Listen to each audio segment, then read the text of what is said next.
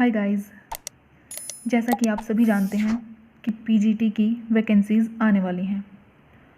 तो जो आज का मैं टॉपिक आपके लिए लेकर के आई हूँ वो पीजीटी के एग्ज़ाम पॉइंट ऑफ व्यू से बहुत इम्पोर्टेंट है, जो आपके सिलेबस में इंक्लूड भी है। तो चलिए स्टार्ट करते हैं। Today's our topic is pancreas. What is our objective to study about pancreas? So let's see objective. To learn the structure and functions of the human pancreas. आज हमको ह्यूमन पेनक्रियाज का structure and functions को study करना है। So first of all हम pancreas की anatomy के बारे में स्टडी करते हैं। Pancreas is a composite gland which act as both exocrine and endocrine gland. Pancreas एक कंपोजिट ग्लैंड है। कंपोजिट मीन्स मिक्स ग्लैंड है जो एक एक्सोक्राइन एंड एंडोक्राइन ग्लैंड की तरह काम करती है। सो गाइज, हमने अपनी पिछली वीडियो में आपको एक्सोक्राइन एंड एंडोक्राइन ग्लैंड्स का डिफरेंस भी बताया था। एक्सोक्राइन ग्लैंड्स वो ग्लैंड्स होती हैं जिनमें हॉर्मोन्स को एक जगह से दूसरी जगह ले जाने के लिए डक्ट प्रेजेंट होती हैं, and endocrine glands are ductless glands. This is the main difference between this, and it is located behind the stomach. Next point, the head of the gland is the widest part and lies in the curl of the duodenum. Glands tapers and extends upward, ending near the spleen.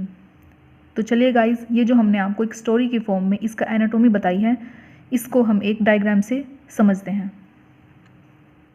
You can see such a beautiful colorful diagram so that each and every point that we discuss in our lecture would be clear from here. Okay, so you can see that this greenish or yellowish gland, this is the pancreas. This is a leaf like structure gland. एक पत्ती के जैसी इसकी structure होती है, and जैसा कि हमने अभी इसकी स्टोरी में पढ़ा था that pancreas is located behind the stomach. So here is the stomach. You can see clearly now. This is stomach and pancreas is located behind the stomach. Next point हमारा था the head of the gland is the widest part and lies in the curl of duodenum. This is the widest part of this gland and it is attached in the curl of the duodenum. इसके आगे जब आप देखेंगे, आप ये diagram यहाँ से भी देख सकते हैं। This is duodenum and the head of the pancreas is attached with duodenum. And next point, glands tapers and extend upward ending near the spleen. You can see clearly here that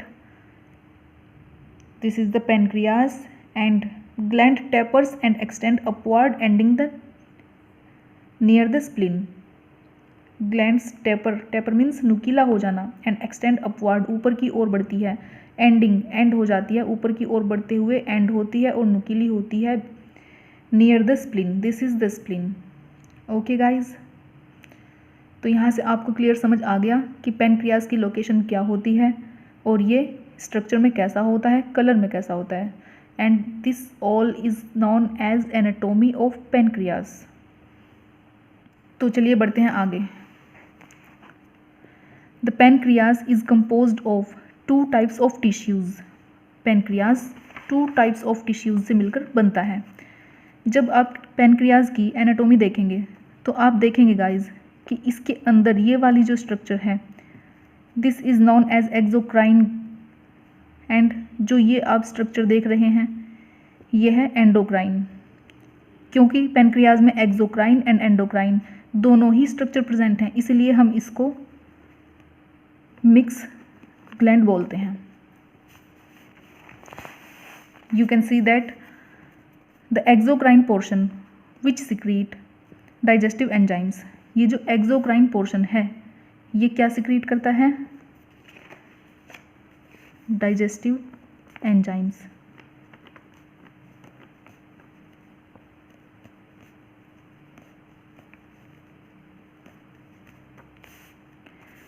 And next, the endocrine portion which secrete hormones. जो इसका endocrine portion है वो hormone को secrete करने का काम करता है। दिस इज, इसको हमने यहाँ पे बाहर निकाल लिया है जिससे कि आप इसको इजीली स्टडी कर सकें। ये क्या सिक्रीट करता है? Hormones, because it is the endocrine structure. So guys, जैसा कि आपने अभी पढ़ा, the exocrine portion which secrete digestive enzymes. ये जो एक्सोक्राइन पोर्शन आप यहाँ देख रहे हैं ये एंजाइम्स को सिक्रीट करता है। एक्सोक्राइन है तो मीन्स इसमें डक्ट प्रेजेंट होगी, और यहाँ आप क्लियरली देख सकते हैं ये इसमें डक्ट प्रेजेंट है। ये पूरे पेनक्रियाज में ये जो एक्सोक्राइन ग्लैंड्स प्रेजेंट हैं इनमें ये डक्ट प्रेजेंट हैं ये सब। तो ये अपना फ्लूइड जो होता है ये इस डक्ट में से ही सिक्रीट करती हैं, जो कहाँ जाता है? जो हमारे डिओडिनम में जाता है। Next, the exocrine portion of the pancreas secretes a pancreatic juice that contains digestive enzymes and bicarbonate, जैसा कि हमने आपको अभी डायग्राम के थ्रू समझाया है। सो गाइज, डाइजेस्टिव एंजाइम्स को सिक्रीट करने वाला पोर्शन क्या कहलाएगा? एक्सोक्राइन। एंड हॉर्मोन्स को सिक्रीट करने वाला पोर्शन क्या कहलाएगा? एंडोक्राइन। तो चलिए बढ़ते हैं आगे। Groups of distinct cell is known as islets of Langerhans और पेनक्रियाटिक आइलेट्स। ये जो ग्रुप ऑफ सेल्स है, ये पेनक्रियाटिक सेल्स में जो ग्रुप ऑफ सेल्स प्रेजेंट होता है इसको हम आइलेट्स ऑफ लैंगरहैंस भी कहते हैं। तो इसका नाम आइलेट्स ऑफ लैंगरहैंस कैसे पड़ा ये भी देख लेते हैं। कभी कभी गाइज यहाँ से भी क्वेश्चन अराइज कर लिया जाता है कि आइलेट्स ऑफ लैंगरहैंस कहाँ पर प्रेजेंट होती हैं। सो आंसर है पेनक्रियाज। देखिए guys, islets of Langerhans was first recognised by Paul Langerhans in 19th century. तो पॉल लैंगरहैंस के नाम पर ही इन सेल्स का नाम आइलेट्स ऑफ लैंगरहैंस पड़ा। Next, each pancreatic islets include 3 types of hormone secreting cells. Number first, alpha cell. Number second, beta cell. Number third, delta cell.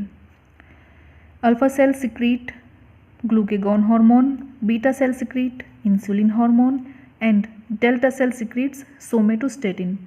So guys, diagram के help से ये समझते हैं। देखिए गाइज, ये जो आइलेट ऑफ लैंगरहैंस हैं इनमें 3 टाइप्स के डिफरेंट सेल्स प्रेजेंट होते हैं। जब आप इसको जूम आउट करेंगे, एक आइलेट को जब आप जूम आउट करेंगे तो आपको ये कुछ ऐसा शो होगा। सो यहाँ पे आप देख सकते हैं कि यहाँ पे 3 टाइप्स ऑफ सेल्स प्रेजेंट हैं। एक ये जो मैंने रेड कलर में लाइनिंग से शो की हुई है, नंबर सेकंड ये डॉट वाली, एंड नंबर थर्ड ये एम्प्टी सेल्स। तो चलिए बढ़ते हैं आगे। यहाँ पे मैंने एक एक सेल के टाइप को अलग अलग बाहर निकाल के रखा है जिससे कि आप इसको ईजिली समझ सकें। So number first is alpha cell. ये जो रेड कलर में लाइनिंग वाली सेल्स हैं इनको यहाँ से उठाकर गाइज यहाँ पे निकाल कर रख दिया, ठीक है। तो ये हुई आपकी अल्फ़ा सेल्स जो क्या सिक्रीट करती हैं? Glucagon hormone. Number second, beta cells. ये जो डॉट डॉट वाली सेल्स हैं ये ब्लू कलर वाली, दीज आर बीटा सेल्स। तो ये बीटा सेल्स क्या सिक्रीट करती हैं? Insulin hormone. Number third is delta sales. ये जो एम्प्टी सेल्स हैं ये क्या कहलाती हैं? ये आपकी डेल्टा सेल्स हैं जो क्या सिक्रीट करती हैं? सोमेटोस्टेटिन। ये तीनों अलग अलग हार्मोन को सिक्रीट करने का काम करती हैं। तो आइए गाइज इनके फंक्शंस को भी एक बार रीड आउट कर लेते हैं। Functions of these hormones. जो हमारी अल्फा सेल्स थी वो ग्लूकेगॉन को सिक्रीट कर रही थी। सो ग्लूकेगॉन का फंक्शन है रेज ब्लड ग्लूकोज लेवल। ये हमारे ब्लड ग्लूकोज लेवल को इंक्रीज कर देता है। Next, insulin. ये हार्मोन कौन सिक्रीट करती है? Beta cells. इंसुलिन क्या करता है? Regulate sugar metabolism. Next, maintain normal sugar level, and next lowers blood glucose level. So इस पॉइंट से आप समझ सकते हैं गाइज कि ये जस्ट ग्लूकेगॉन के अपोजिट काम करता है। Means lowers blood glucose level, ये हमारे ब्लड ग्लूकोज लेवल को डिक्रीज करता है। ये दोनों अपोजिट वर्क करते हैं। For example a low secretion of insulin can lead to an accumulation of glucose. अगर हमारी बॉडी में इंसुलिन का सिक्रीशन लो हो जाए, उसका प्रॉपर क्वांटिटी में सिक्रीशन ना हो पाए, तो क्या होता है कि हमारे ब्लड में ग्लूकोज एक्यूमुलेट होने लगता है, ग्लूकोज का लेवल बढ़ने लगता है in the blood and a situation known as hyperglycaemia. इस सिचुएशन को हम क्या कहते हैं? Hyperglycaemia. Hyper means more, glycaemia, glycaemia word बना है ग्लूकोज से, मीन्स ग्लूकोज का ज़्यादा हो जाना, मोर। एंड टू मेटाबॉलिक डिसऑर्डर, जिससे एक मेटाबॉलिक डिसऑर्डर भी हो जाता है जिसका नाम क्या है? Diabetes mellitus.